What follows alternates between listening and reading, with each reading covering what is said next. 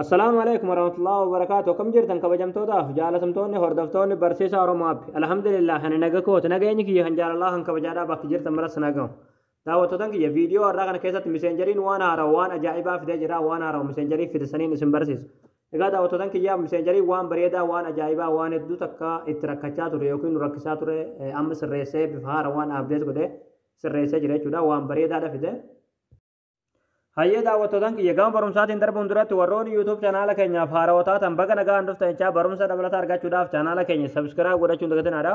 Yeroo sabskiraabii gootan barumsuun asirratti dabarsinu guyyaan guyyaan nama dura akka simbira ga'uuf mallattoo notifikashinii sana kilikii godhaadha achi booda ool kajettoon irra kayyaddaadha. Viidiyoo keenya namni baay'ee dargee kan raafaa deemu laayik godhaadha barumsaan garaadhaa isin darbee YouTube chaanaala keenya jala seenaadha viidiyoo baay'eetu jira irraa baradhaadha. Egaa gabanumaan hanga barumsaan dabarsaa hanga xumura viidiyoo kiyyatti obsaan afaana turaan hordofaan sinin jira.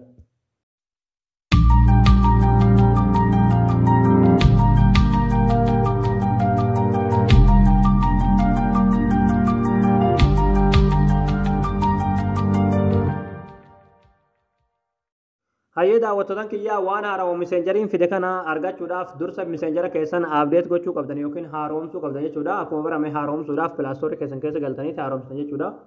Bakka sarchii kanarratti messenjer jettanii barreessitanii haaromsan jechuudha. Nama haaromsan jira. Haaromsuun irraa hin eegamu isin garuu dursa laazim waan haarawwanni fide kana argachuudhaaf haaromsuu qabdan jechuudha. Verjanii haarawaa update godhuu qabdan jechuudha.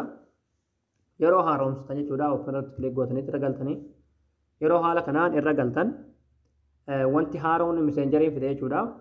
Maal seetan sagalee yeroo namaaf messenjeraan ergitan duraan daqiiqaa tokko oli yookiin sekoondii 59 oli namaaf erguu hin dandeessan ture jechuudha. Ofiin automaatikaalii gad dhiisa jechuudha.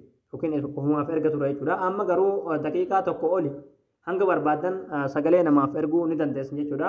Verjanii haarawwan update gootanii kana qofaa miti jechuudha. Sagalee keessanillee edit gochuu dandeessanii. Mee fakkeenyaaf sagalee ergee isinitti agarsiisu jechuudha. Amma akkuma barame bakka sagalee kanarratti kilik goona.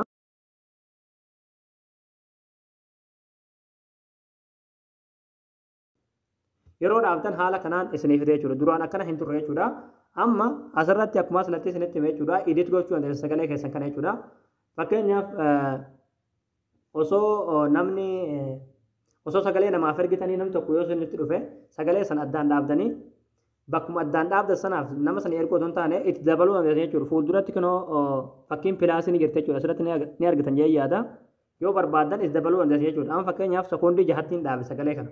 Isin galee sekoondii 6 irraa dhaabe kanarraa itti qaxxaluu yoo barbaade jechuudha. Fakkii pilaasii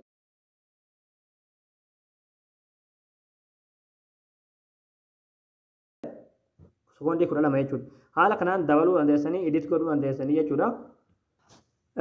Yoo barbaanne dileet gochuu dandeessa sagalee waraabdassan. Yoo immoo akka kanaadhaa waraabuu barbaadan asitti fakkiin geengoon jirti irratti kilik gootanii